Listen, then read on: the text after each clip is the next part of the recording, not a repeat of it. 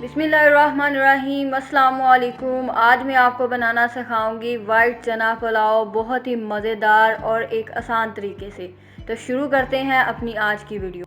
सबसे पहले हमने लिया जी ऑयल के साथ ही जाएगी जी बड़ी इलायची, साबुत काली मिर्चें, बादियान का फूल, तेज़पत्ता, दालचीनी, छोटी इलायची। इसको हमने पकाना है जी 30 सेकंड के लिए। तो अब हम इसमें डालेंगे एक मीडियम साइज़ का कटा हुआ प्याज, और प्याज को हमने फ्राई करना है तब तक जब तक इसका कलर जो है वो गोल्डन ना हो जाए।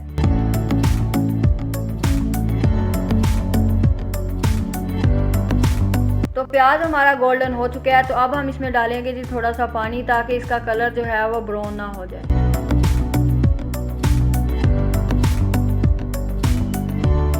और अब हम इसमें ऐड करेंगे जी 4 सब्ज़ मिर्चें, 1 पीस अदरक का और 6 से 7 जवे लहसुन का पेस्ट। इसको हमने पकाना है जी 1 मिनट के लिए। और अब हम इसमें ऐड करेंगे 1 चम्मच साबुत ज़ीरा और मीडियम साइज़ का कटा हुआ टमाटर। मिक्स करेंगे और इसी के साथ जाएगी जी इसमें आधा चम्मच सुरख मिर्च, 1 चम्मच काली मिर्च, 2 चम्मच नमक, 1 काश आम के अचार की और 3 से 4 गुठलियाँ इमली। इसको हम पकाएंगे जी 2 मिनट के लिए। और अब बारी है चनों की। तो चने मैंने भिगोए थे जी 7 से 8 घंटे के लिए, और फिर मैंने इन्हें बॉयल किया था प्रेशर कुकर में डाल के 8 मिनट के लिए। 1 चुटकी हल्दी की डालें और इसे पका लें जी 5 मिनट के लिए। मेरे पास आधा किलो चावल है, तो मैं इसमें डालूंगी जी 3 पाव पानी।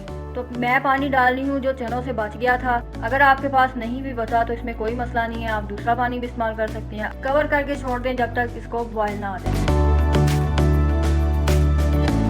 पानी बॉयल हो चुका है, तो अब हम इसमें डालेंगे अपने भीगे हुए चावल। चावलों को मैंने भिगोया है जी 20 मिनट के लिए।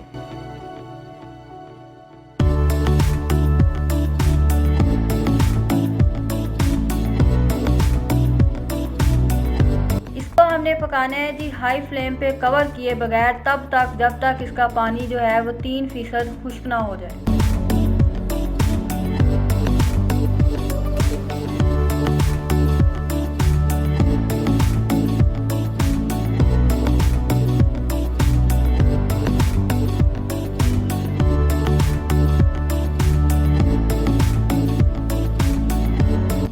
एक बार चावल हिला लें और इसे कवर करके छोड़ दें 12 से 13 मिनट के लिए लो फ्लेम पे।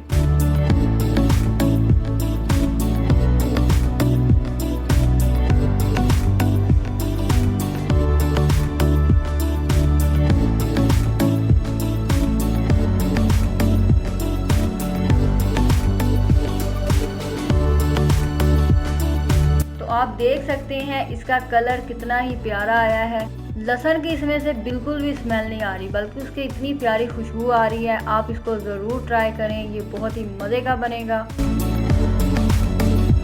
अगर आपको मेरी ये वीडियो पसंद आई है तो लाइक करें, शेयर करें, मेरे चैनल को सब्सक्राइब करें, बेल आइकन को प्रेस कर दें। वीडियो देखने के लिए आपका बहुत शुक्रिया।